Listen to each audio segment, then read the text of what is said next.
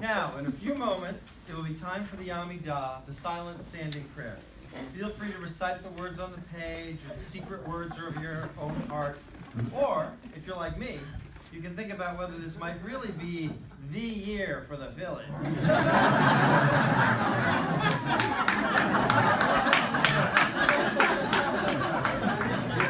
But now, let's return to our discussion of the Midah of the month.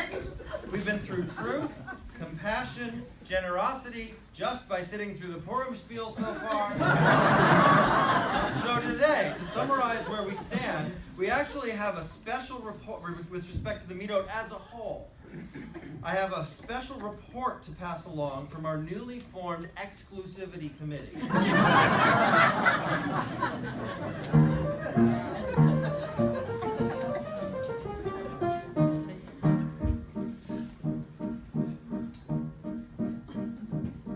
I've studied all the Midot in a manner ecumenical, to count how many angels dance on needleheads rabbinical. I've tried my best to follow them as guidelines quite emphatical, but mostly find to do so is entirely problematical.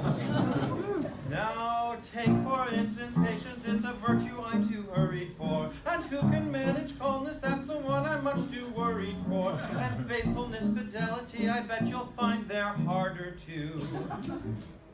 Harder to. Aha! Such qualities are best reserved for what we make our partners do.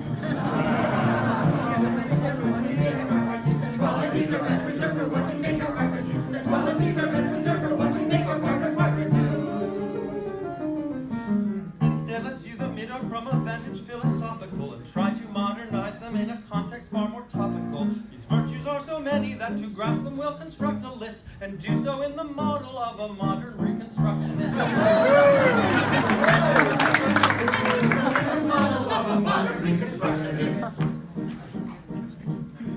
So here's my list of Midot I try daily with utility. I proclaim I needn't boast to my constant tone's humility.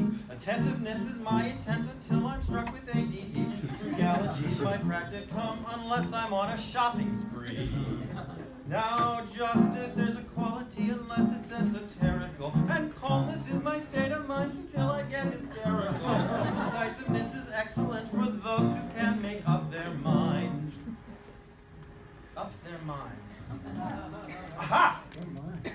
And decency is also fine for those who don't leave up their blinds. Decency is also fine for those who don't leave up their blinds. And decency is also fine for those who don't leave up their blinds. And decency is also fine for those who don't leave up their blinds. Now some protest to skewer all these virtues seems reductionist, but no one hones a skewer like a muddled reconstructionist. Consider from these teachings all the good that will revert to us. If nothing else, then all this talk will make us feel more virtuous. Consider from these teachings all the good that will revert to us. If nothing else, then all this talk will make us feel more virtuous.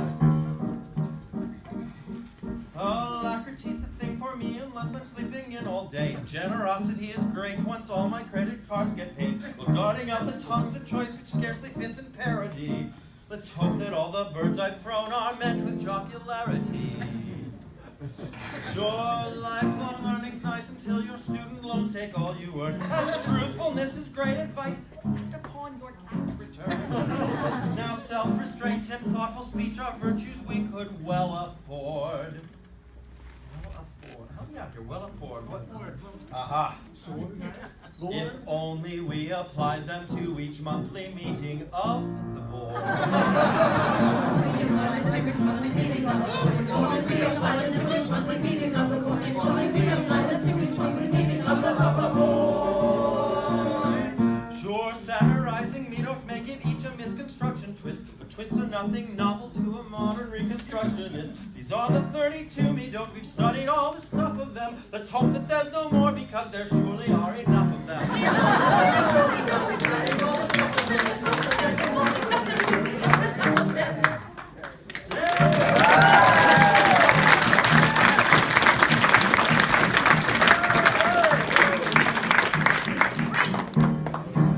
But since we always repeat the Amida, can you do that last chorus much faster? Challenge accepted. meter may give each a misconstruction twist, but twists are nothing novel to a modern reconstructionist. These are the 32 we know. We've studied all the stuff of them. Let's hope